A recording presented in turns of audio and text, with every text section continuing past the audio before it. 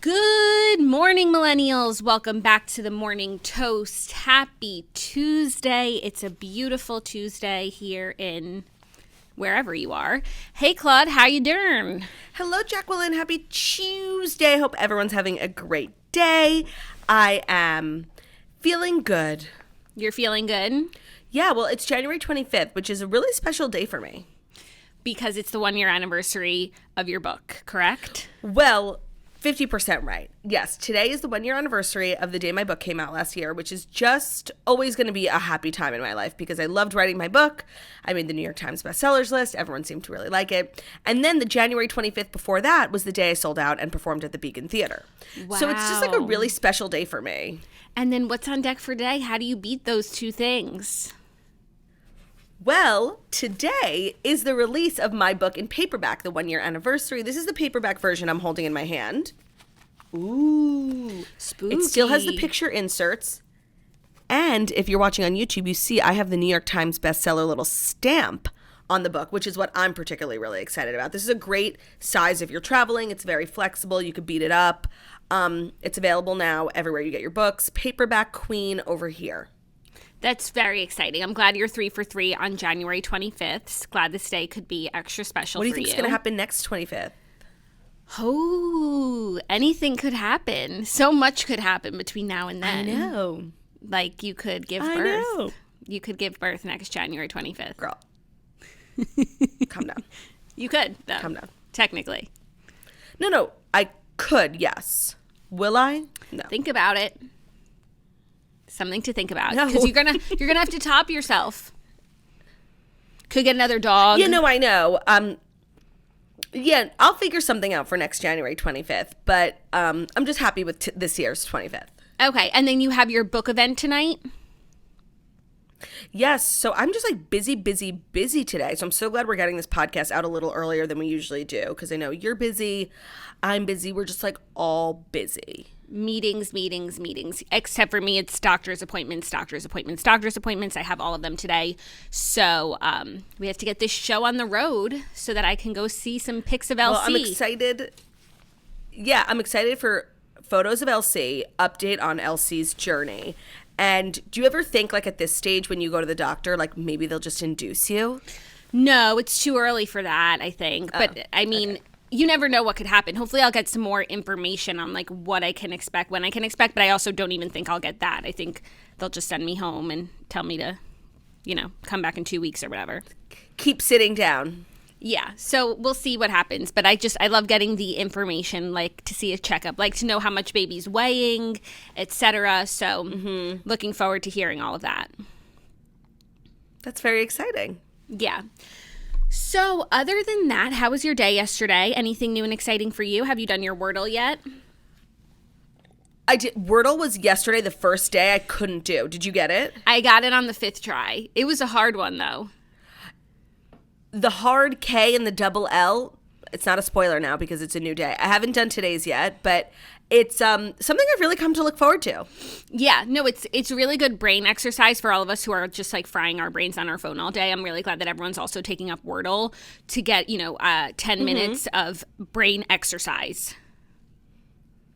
And I feel like it's definitely helping a little bit. It can't hurt. But there should be more than one. Like you should be able to do a bunch if you want. It's a little annoying. Well, I told you about the Wordle archive, right? Yeah, you sent that to me. I was playing with that for a while.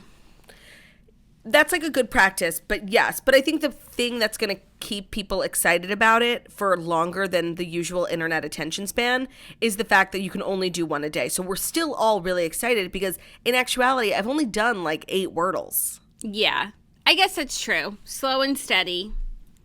But it's been fun. I was like HQ. Ugh, HQ.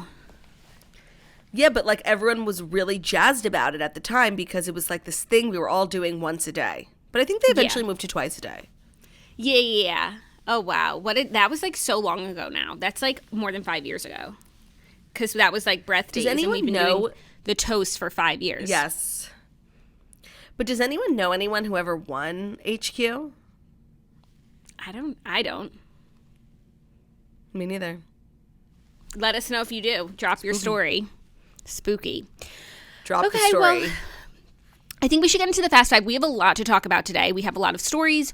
We have Dear Toasters. I need to know what you guys are up to. Do we have any updates? Oh, I haven't checked yet because you know I like to read blind, so let me check right now. But also, we have a lot to do today, but we also have to tell you guys that we recorded a really great there is an update. Oh my God. And I don't know what I'm looking at, but there's also a picture. Exciting. Visual aids. An email update with a picture. So I'm not going to read it because I want to be surprised. But yes, yesterday we recorded a really great Patreon. We told you guys a week ago that we did Toast Secret, and there was just such an overwhelming response from that episode that we did a part 2 because so many more people submitted their deepest, darkest secrets. And this one got pretty crazy. There were a lot of secrets. I feel like the first episode really inspired the second batch to come with their biggest and their baddest secrets. And you guys are wild. You're wild. There's just so much to unpack. So head over to patreon.com/morninghost after this episode and indulge in, there's now 2 episodes of secrets. So if you are harboring a secret that you can feel better about it, knowing that there's at least one in there that's fucking crazier than yours. That's worse. Yeah. That I think was the whole kind of therapy behind this episode. One, obviously, the concept of unburdening yourself with your secret, giving it to us, that feels good. But then hearing other people's secrets, knowing like the thing that keeps you up at night is not even close to as bad as the thing that's keeping someone else up at night. It's great. It's just like they say, the truth shall set you free. And free it was. So head over to patreon.com/themorningtoast. Okay, so now without further ado, how's Do? Quickly, I miss him, my sweet love. He's perfect. He's special. He's unique.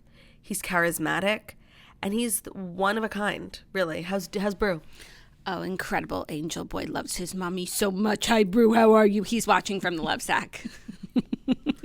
He's got the best seat in the house. He really does. If only I put heating pad on the love sack, he would be in Brew heaven. But he looks pretty cozy right now. Okay, without further ado, it is time for the Fast 5 stories that you need to know before you wake up and take a bite out of your morning toast. And today's episode is brought to you by the Pill Club. Going to the pharmacy in person is so 2021. Get your birth control online, prescribed and delivered for free with the Pill Club. Never make a trip to the doctor for your prescription or wait in line at the pharmacy ever again. The Pill Club provides personalized care from the comfort of your home and delivery to your door on time, every time.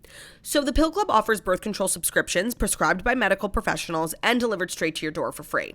The Pill Club carries over 120 FDA-approved brands, and they ship to all 50 states. Most brands of birth control are free with insurance or Medicaid. Otherwise, the prices start as low as $7 a month. The Pill Club delivers birth control to your door for free in discreet packaging, along with fun self-care gifts and goodies. And right now, when you go to thepillclub.com/toast, the Pill Club is offering a $10 donation to bedsider.org for every Morning Toast listener who becomes a patient. So your donation will help low-income individuals get access to birth control through bedsider.org.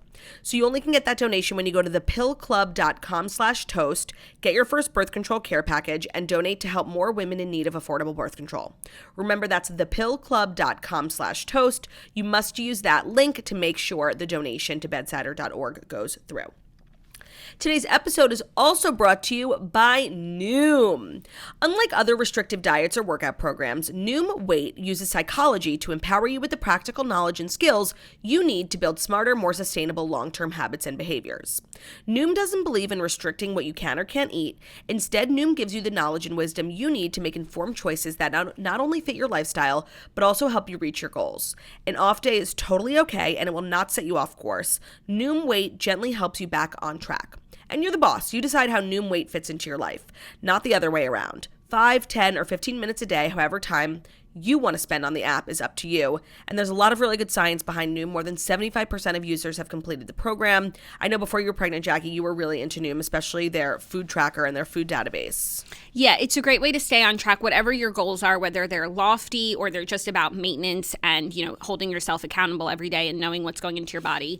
Noom is the perfect resource to track all of that and learn more about what you're eating and what's in it and what you could be doing differently or better that you don't even realize. So I'm a big fan of Noom. Check it out. Sign up for your trial and get psychology-based support and motivation to reach your goals at Noom.com, Noom.com/toast. That's Noom.com/toast to sign up for your trial. Noom. Stop. I just want to make sure people can hear me because the letters sound similar. No, it's good. I'm trying to help people change their lives. They won't forget now. Noom. Okay, you guys, our first story of the day is the most important news of the day that I was RDH that I did not bring up yesterday. Everyone is tagging me in this. Mason Ramsey has gone viral again. We have an update from Lil Hank Williams himself because Mason has been quite MIA for the last year or so, especially, after his rise to stardom, as you know him as the Walmart Yodel Boy. He put out his EP. He was everywhere, touring here, there. And I really feel like once COVID started, Mason really became pretty low key. Took a step back. A number of things have happened in the last few weeks that have thrust Mason back into the spotlight.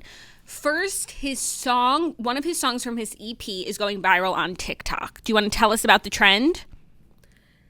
Yeah, so it's a song called Before I Knew It. It's really cute, and it's just like a very short little country dance that people were doing, and then when they put the pieces together that it was a Mason Ramsey song, it led the internet down this second Mason Ramsey rabbit hole, only to find out not only is Mason Ramsey doing very well, he's home, he works at Subway, he's returned to a very normal life of a 15-year-old. He's extremely humble. He's taking a break from, singing. He's 15 now, so he's going through puberty, is going through an interesting time, and he has reverted back to normal life. He works at Subway. When people on TikTok found that out, they were quaking because he went from Walmart to Subway. He said he's been answering questions now. He says he's been working there for over a year. He's never been happier. He's just feeling really good. He's gonna come back, but he just needed some time off.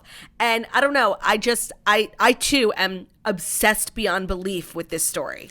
Yeah, it's so beautiful on a number of levels. One, to see Mason thriving, doing well, you love to see it. Two, a lot of times when people shoot to stardom, their families don't know how to handle it. They try and ride the wave for as long as possible. They exploit the kids. It's really sad, and it doesn't really end well because what goes up must come down. All good things must come to an end, and you're not going to have that viral excitement forever. So the fact that he's resumed normal life, he's working at Subway, he's a hardworking guy. I'm so impressed by him and his grandparents that they have just continued to live as normal life as possible. And I think Mason, and he's so talented, so he has a career waiting for him when he's older, whether he wants it or not, but he should spend these next few years trying to be a normal person and not be stunted at the age that he became famous, which was 12. And I just feel like these grandparents need to write a book on child stars because they're doing everything right.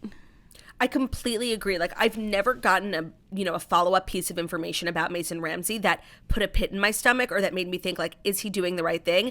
And, I think we said this when he was in the midst of going viral the first time. It seems like he has really good support behind him. Of course, his grandparents, they've lived a very simple life up until this point. They didn't know how to handle this, and every, talent agent and everyone wanted to work with Mason back in the day, and I feel like he made really good decisions about who to surround himself with. They never overworked him. They never made him overexploited, and now they've given him the space to kind of retreat back to his normal life. But this society still wants him. He's so desirable. So I love that for him, and I agree. He will be able to, whether or not he wants one is still up for debate, but when he grows up officially, he can make the decision if he wants to go into music or if he wants to have a normal life. And I think that that's so rare, and you have to attribute that to really good grandparenting.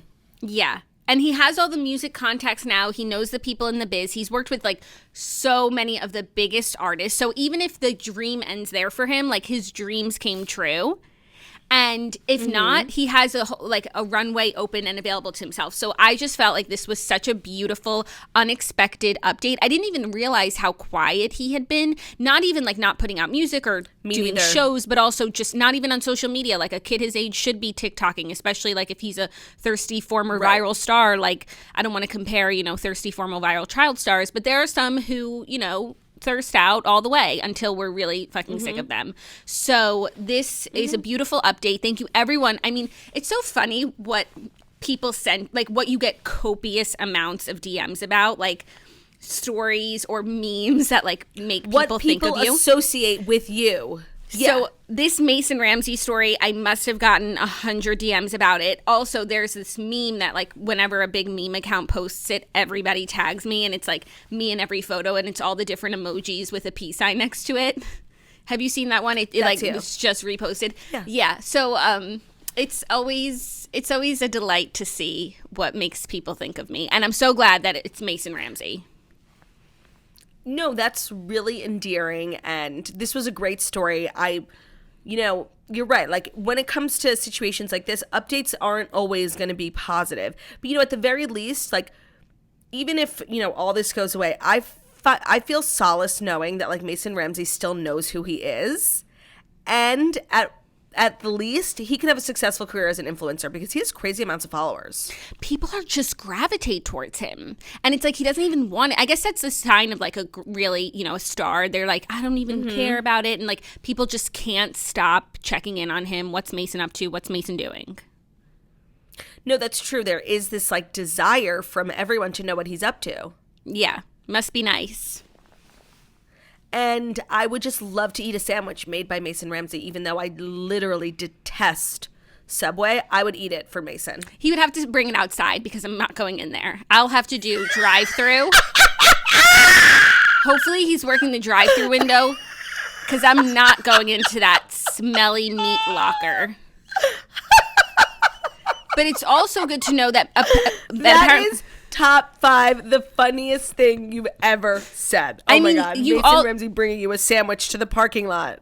You all know that we talk once a year about like how the smell of Subway, and either like you despise it or you like revel in it. And clearly Mason and I differ on this issue, but it's fine. I can accept that. And as long as he'll bring my sandwich to the curb, we don't have an issue.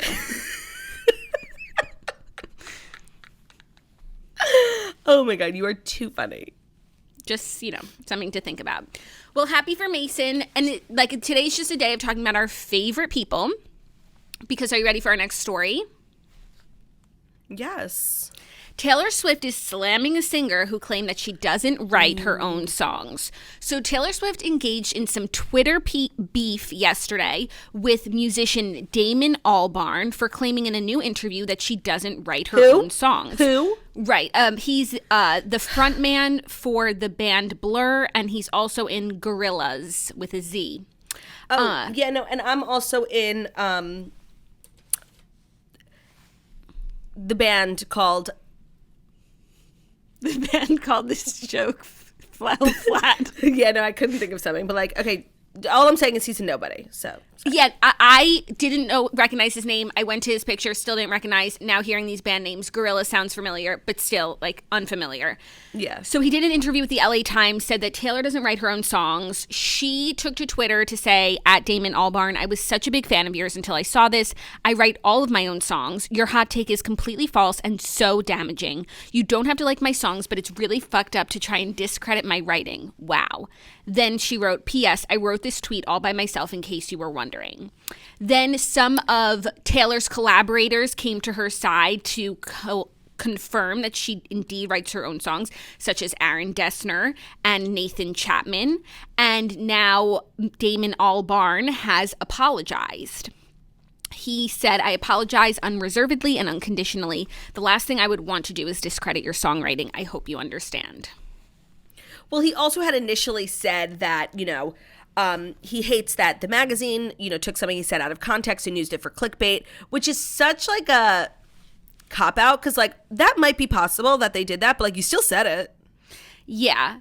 So I went to the quote where he said it. He was talking about Billie Eilish, and he was comparing Taylor and Billie, and that Billie writes her own songs in more of a way than Taylor does because Taylor co-writes her songs. I didn't even know that this was a thing. Who doesn't associate Taylor Swift with writing her own songs? It's so dumb, to have such a hot take that's just factually inaccurate. And the thing is, and there's a lot of things that bothered me about this, and say what you want about Taylor, some people have problems with her, whatever. The one thing you actually cannot say about her is that she doesn't write her own music. That's like literally her thing. And I get why it bothered her so much. And I think some like a devil's advocate would be like, well, why does she care what this random man said? Like, he's a nobody. But it's like the one thing no one's ever really been able to take away from her. And that would bother me too, especially on a platform like the LA Times. And I'm assuming she knows who this man is because I don't. Yeah. Of course, I would never have seen this story if she didn't talk about it. I would never know who this man was if she didn't talk about it. So she's also like giving air and more, of a platform to these accusations. I don't understand why he would even say that when because it's like wrong. She either does or she doesn't, and she does. So why would he say that she doesn't? There was also another thing that bothered me about this. Okay, so I'm going to read you like the context in which the conversation was being had. So he had said something, and the interviewer was like, so you think a lot of modern musicians are relying on sound and attitude? And he goes, name me someone who's not. And then the journalist goes, she may not be to your taste, but Taylor Swift is an excellent songwriter. He goes, she doesn't write her own songs. They go, of course she does, blah, blah. And I just don't understand why, like, you had to preface that question, like that follow-up, she may not be your taste. Why? Is your taste not good? Oh, God. You don't like good music? Would you have said, she may not be your taste, but Dolly Parton? You wouldn't say that. Like, you would just say Dolly Parton, I guess. But you would also say it about other people. It's not just like something about Taylor.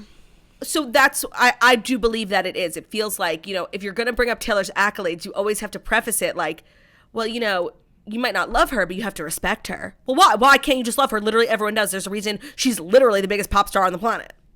Yeah. Yeah, I guess so. Interesting This take. is just such losery vibes, like, and justice for this man's social media because the Swifties have descended upon it, as they should.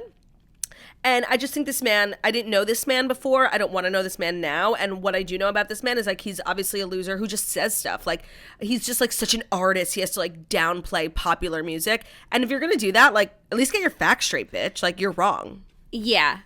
Yeah. Or come with some receipts or something, because that's like, Taylor Swift is the songwriter of our generation. So if you want to say that she's not, then just let us know how so, Yeah, and his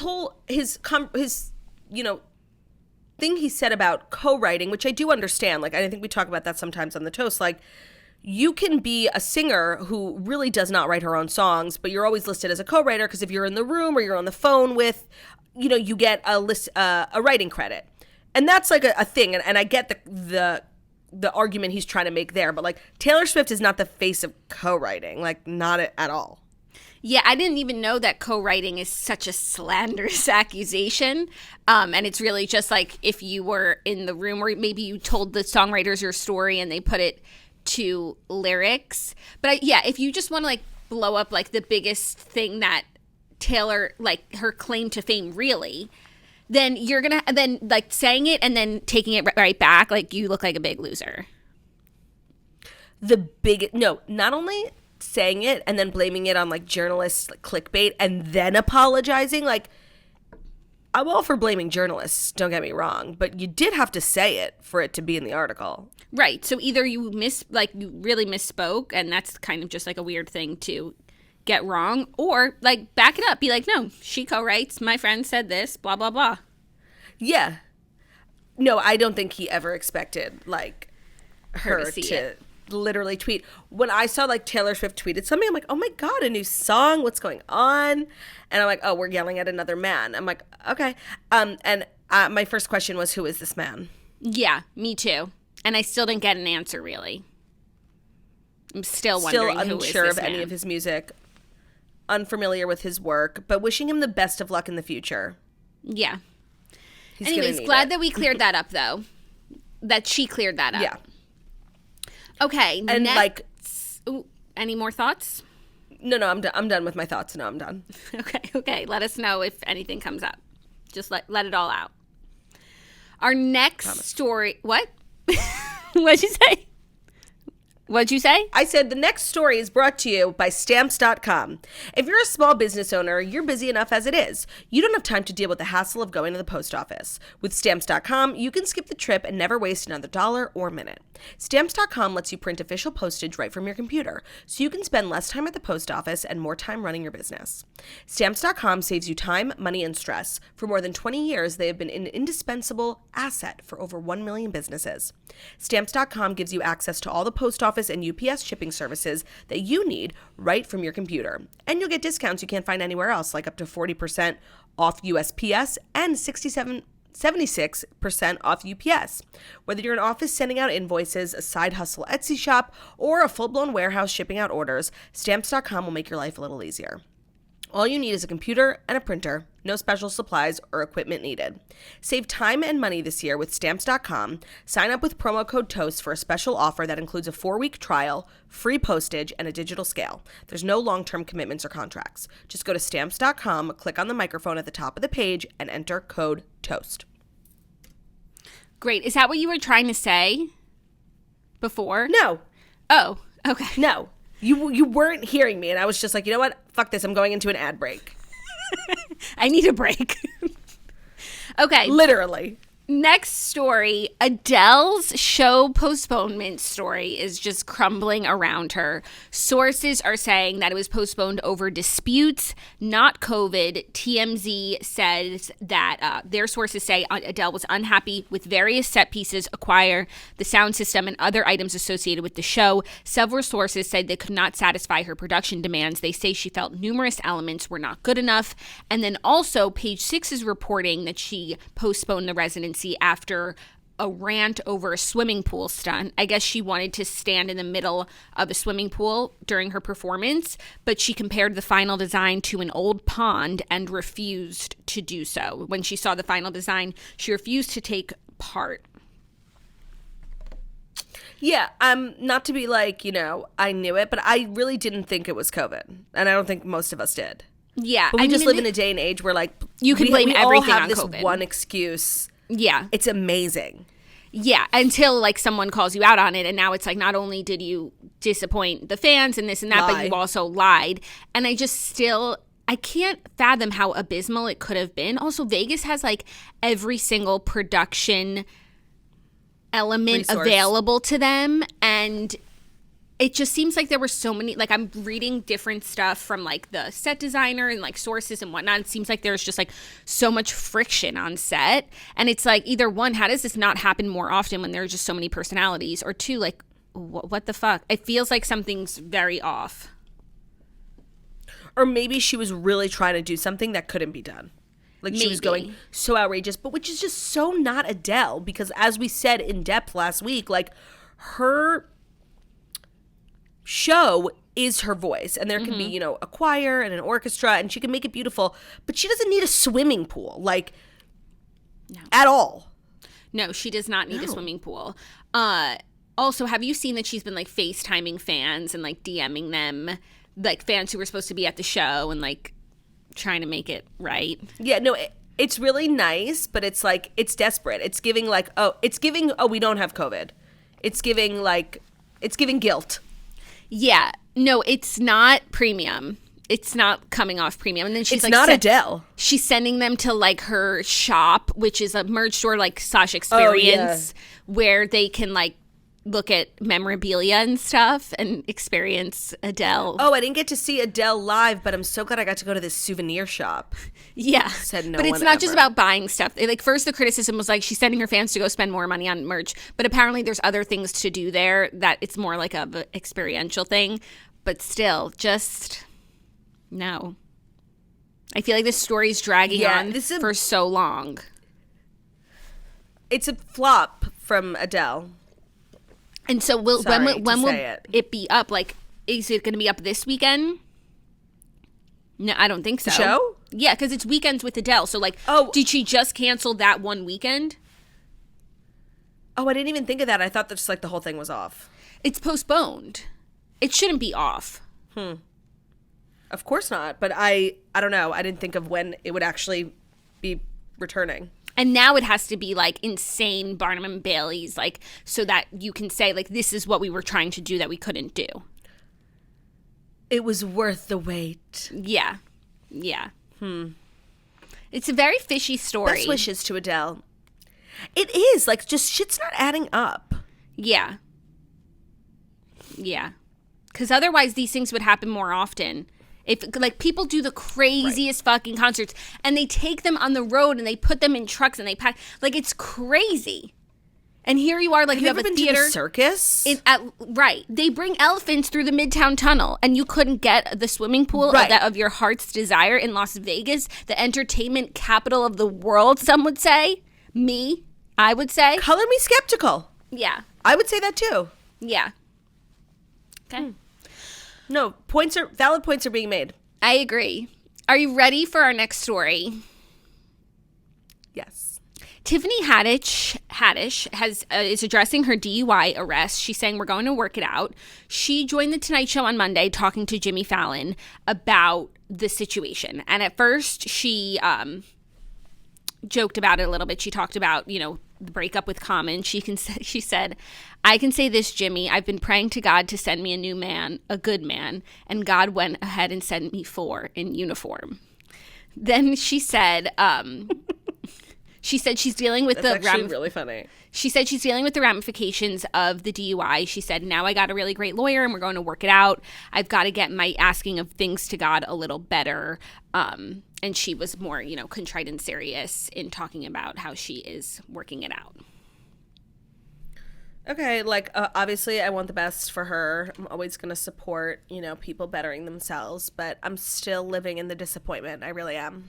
Yeah, I think that's fair, and everything takes time, but at least she's, confronting it and not hiding from it and just saying, like, I fucked up, and I'm working on it.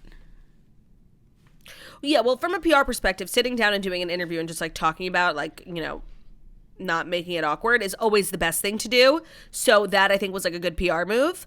But just on a personal level, like I'm still wallowing in some of my disappointment because I love Tiffany Haddish and I just want to see her succeed. Yeah, I think that's all fair to say. But, just knowing that she, how she feels about it and that she's taking responsibility and trying to also better herself is all you can hope for someone to take out of this as a lesson. Agreed. It's nice to see her handling it in a way that I like to think I would handle it as well. Yes. Now, are you ready for our 5th and final story? Yeah. Kim Kardashian, Skims, and Team USA drop a new collection ahead of the Beijing Olympics. So Kim got that Team USA contract once again for the Beijing Games. Skims' new capsule collection marks Team USA's ongoing partnership with her shapewear company, which became the official undergarment outfitter for Team USA during the summer 2021 Tokyo Olympics. And they must have been just so pleased with her work because they called her again for the Winter Olympics. The new capsule collection is a mix of loungewear, athletic apparel, and sleepwear, each piece color blocked in red, white, and blue and bearing official Team USA and Olympics imagery. This is awesome once again. Yeah, it is. I bought from the first collection, and it's one of my most prized possessions. And I was really hoping that, like, something similar to what I got in the first collection, which was just, like, the jersey long-sleeve pajamas, was going to be in the second collection. And there's just pajama pants. There's not a shirt. So I'm, like, a little annoyed. But I love for Kim. So happy for Kim getting this contract. It reminds me, the Olympics are, like, 11 days away. I know. We haven't even talked about them. And it's the Winter Olympics, which get, like, way less, like, juice, but they're still really good. Yeah. Maybe once they're on, I'll start to feel, an attachment towards them, but I haven't gotten, like, revved up yet at all. I mean, ice skating is always fun to watch, and, like, the skiing will be cool to see, but I don't know. This Olympics seems, like, extra pared down. Where is it? Also, it's in Beijing. We just had Olympics, so it's like we're not used to this. No, and the Olympics this time around was way more overwhelming than I had anticipated. Of course, I was, like, very vocally excited about it. And then once it got here, I felt extremely overwhelmed. So I'm, like, definitely in, like, my break mode from the Olympics, and now they're just coming back because of COVID. And it's overwhelming again.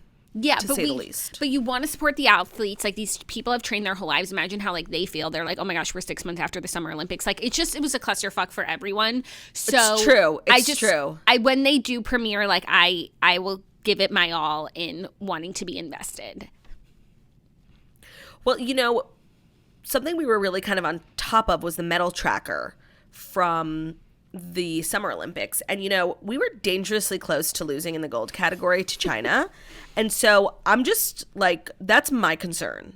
That this could be the one where we do lose, and especially because they're in China. Because, like, no one's paying attention. And they're in China. Yeah. Yeah, so they have home court advantage, and this could be the one that we lose. Damn, that's not an optimistic outlook. No, I wouldn't be surprised, because it's like we're not even paying attention, and then, like, it's just going to happen behind our backs, Yeah. Ooh, that's interesting. Now the stakes are higher. I know. So I will be tuning I was very, how you said, like, things people associate with you? Like, every time NBC Sports would, like, post the medal tracker on their Instagram story or in a feed post, I got, like, thousands of people sending it to me. So that's what people used to send to me. And that's going to happen again. And you know what? It was very helpful. I was always on top of the tracker, always seeing China sneaking up on us. Wow. Okay, now I'm back in it. I'm excited. They premiere, when do the Olympics? It's like in 11 days. February 11th? Who said 11 days? I did. Did you? Okay.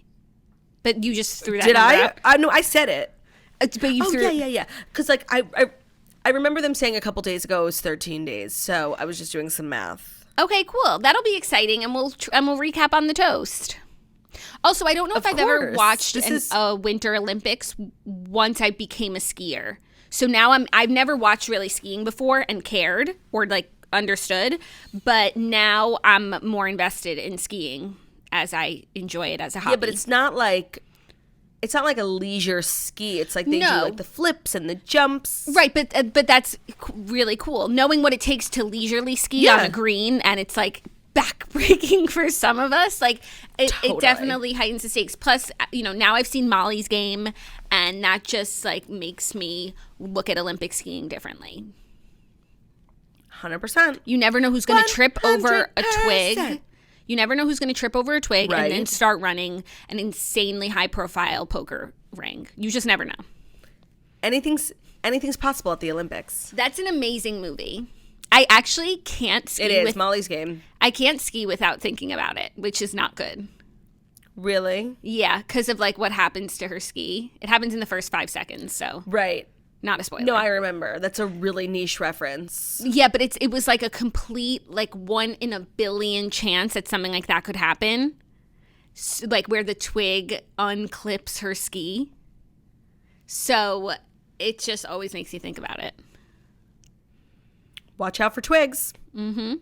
Okay, so those are the Fast 5 stories. I feel as though you needed to know them. And now we can launch into Dear Toasters. I'm so excited to hear what you guys have cooked up for us.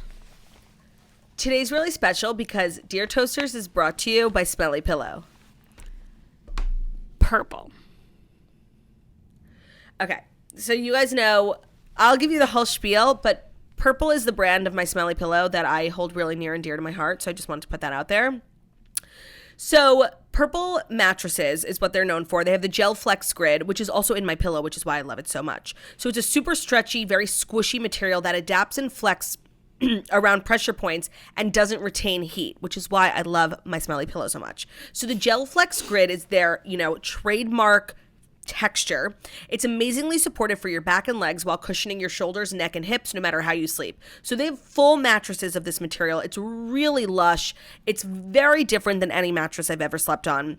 Because unlike memory foam, which remembers everything, the Gel Flex Grid from Purple mattresses bounce back as you move and shift. So you never have that I'm stuck feeling that you get with some memory foam mattresses. So I've slept on the Purple mattress many times, but my personal favorite is their pillow. I know we're technically doing an ad for the mattress, and the mattress is incredible. Like, you'll really never find a mattress that's like this, that really doesn't hold you down. It bounces you up. It doesn't retain heat. So if you're a sweaty sleeper, it just feels so good knowing like you're not like absorbing all your disgusting sweat into your mattress. It's a different kind of sleep. You could try your Purple mattress risk-free with free shipping and returns, and they also have financing available. So getting a great night's sleep starts with having a great mattress. Get a Purple mattress. Go to purple.com/TMT and use the code TMT. For a limited time, you can get 10% off any order of $200 or more. So that's purple.com/TMT, as in the morning toast, and the code is TMT. So you got to use both. Purple.com/TMT. Code TMT for the 10% off any order of $200 or more. Purple.com/TMT, promo code TMT, terms apply. All right. Dear Toasters is our advice segment. If you ever want to write in, it's deartoasters@gmail.com. We will always keep it anonymous for you, and you could write in about anything you want. And today we have 2 submissions and 1 update, finally. Also, if you love Dear Toasters, we are doing a Patreon episode all dedicated to Dear Toasters. So whether if you just like to listen to the Dear Toasters, head over to patreon.com/themorningtoast. It will be up later this week. Or if you want to submit something, but you don't want it on like the main public show and you want it in the private one, email us deartoasters@gmail.com and use subject Patreon in the subject line, and we will include it. So that's really fun. Now we're ready. All right, first up, Dear Claudia, Jackie, Bruce, and Theo. I'm sorry I couldn't think of a better opener for this email, but that's honestly how I've been feeling for the last several days. Ugh. I could tell you a long, convoluted story of why I had this phone, why I snooped, etc., but I'll just skip to what got me so confused. This past week, I found a Snapchat exchange between my boyfriend and his gay male friend. The texts were explicit, some of them my boyfriend talking about our sex life, but also including dick pics from my boyfriend to this guy. The texts were from a few months ago, but definitely since we've been together. I asked my boyfriend about it, and he acted like it wasn't weird at all, explaining that this other guy was just pestering him to send the pics. He obliged and didn't think to mention it to me because my boyfriend says he himself isn't gay or even bi-curious. This also opened up the conversation about how my boyfriend has downloaded an app to explore threesome opportunities. It's something we've talked about vaguely, but not like making plans. He talked to a couple of girls for us, but then deleted the app a day later. I try to stay open-minded, and I'm trying to be understanding and forgiving, but honestly, I'm feeling betrayed. I feel like sending a dick pic to anyone, regardless of gender, is still crossing a boundary. Am I overreacting? Same with the texting the other girls for us. How is it for us if I don't even know the conversations are happening? I honestly feel like he's trying to make these behaviors seem harmless, but I feel like it's making me question whether I can trust him. What do you think? Where do I go from here? I must say, the first thing I thought when I opened the Snapchat was, what the fuck? And the second thing I thought was, I have to email Claudia and Jackie. I'm so grateful for you and your help. So grateful, in fact, that I will definitely send an update. Love you all. Okay, he is making you feel crazy, and you are not crazy. Him sending his member to anyone other than you or his doctor is a big no. And then also agreed, like, that he's conversing with women from a threesome app for you guys, but like you are 50% of that equation as well.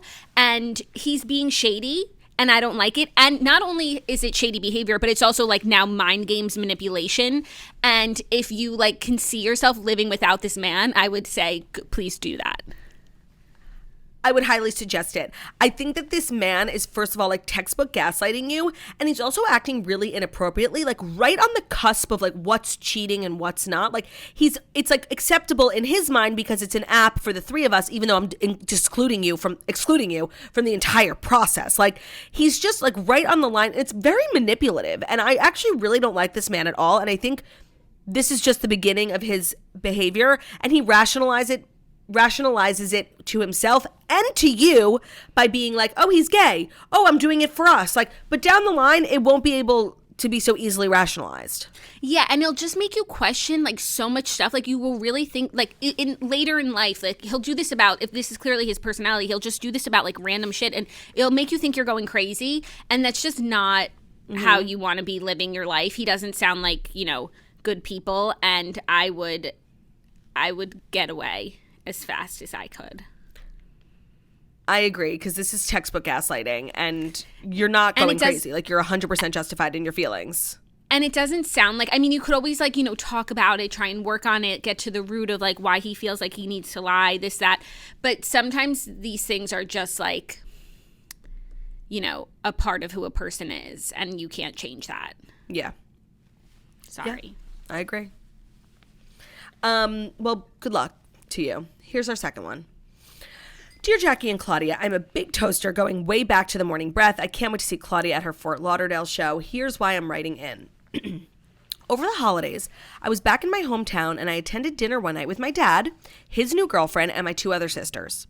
After dinner, my dad's girlfriend texted in a group chat with myself and my 2 sisters, saying she had a great time and asking what we wanted for Christmas. The next morning, imagine my surprise when I open my phone at 8 a.m. and see a text in that same group chat. This group chat is just my dad's girlfriend, my 2 sisters, and I. My dad is not in this group chat. And the text from my dad's girlfriend says, eggplant emoji, tongue emoji, question mark emoji. Ew. Disgusting. Probably meant for my dad. Also at 8 a.m., what the fuck? So several weeks have now passed, and of course no one has since responded in the group chat. My question is, what do I do the next time I see her? Do I reply in the chat, or do we just never mention it forever? Sincerely, a traumatized toaster. Damn, I'm sorry. Don't be rude. Don't be rude. Do also, not acknowledge it. You're an adult, it sounds like, and these things happen, and sure, it's uncomfortable. Nobody wants to think about this. But nobody. You know, you got to live and let live. It's unfortunate. And what you can do, the most generous thing you could do is just to forget about it.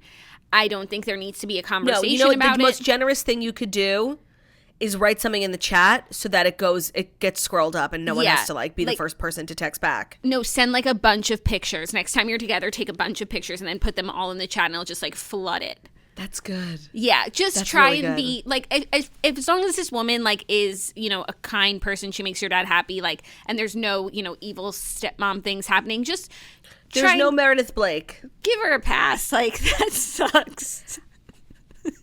It's worse for her than it is for you. Just know that, okay? Yes. That's horrifying. I wonder if she told your dad, oh my God, I fucked up with the kids, or she's just holding this in. I think we need to give her a little grace. Yeah, me too. It sounds like she was nice. She asked what you wanted for Christmas.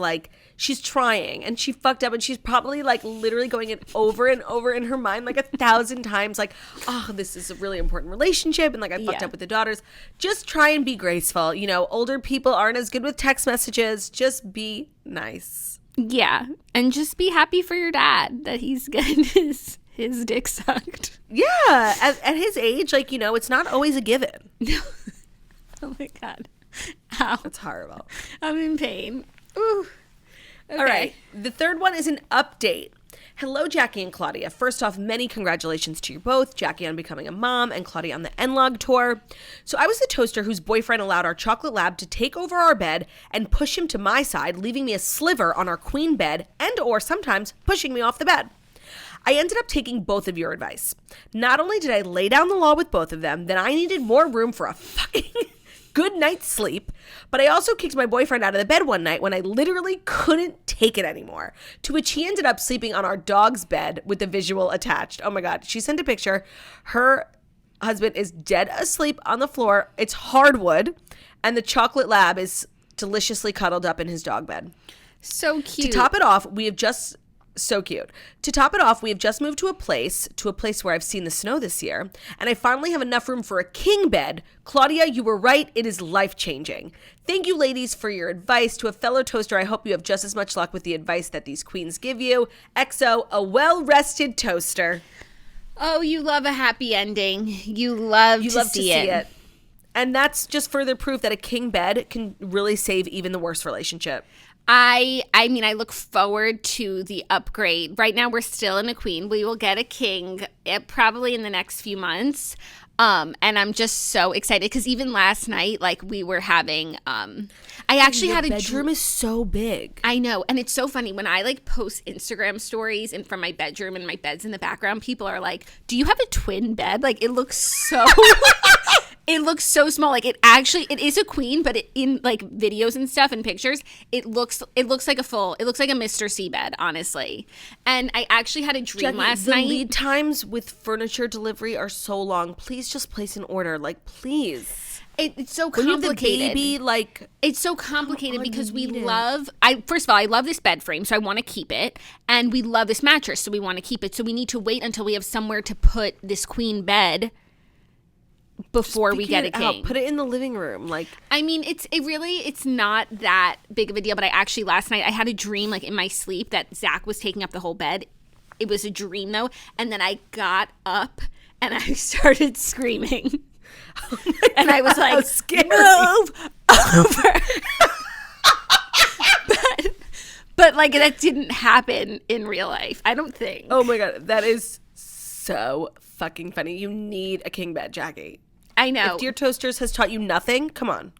I know. And but when I do get that queen bed, it's going to be king bed. It's going to be all the more sweet. You know it. You're not ready for it. Like, you're going to die that you used to sleep in a queen for so fucking long. No. And also, like, then Bruce has, like, it's just going to open up a whole world of opportunities. There's Bruce's Corner.